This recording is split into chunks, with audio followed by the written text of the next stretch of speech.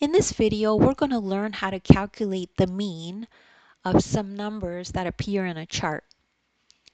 So if we have a problem like this that says a group of friends were comparing their test scores, find the mean of the numbers.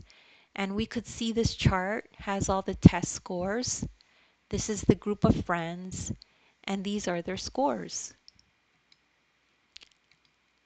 So the first step is to understand what the mean is and how to calculate it. The mean is the average of the numbers. The average is the sum of the numbers divided by the number of numbers.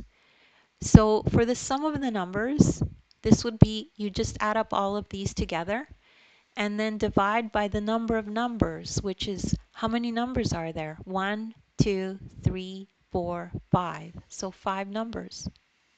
So let's do that. The sum of the numbers is 95 plus 93 plus 87 plus 90 plus 85, and the total of that is 450. The number of numbers is 5, as we calculated and counted, right? 5. The mean, as we learned, is also the average, and that's going to be equal to 450 divided by 5, and the answer is 90.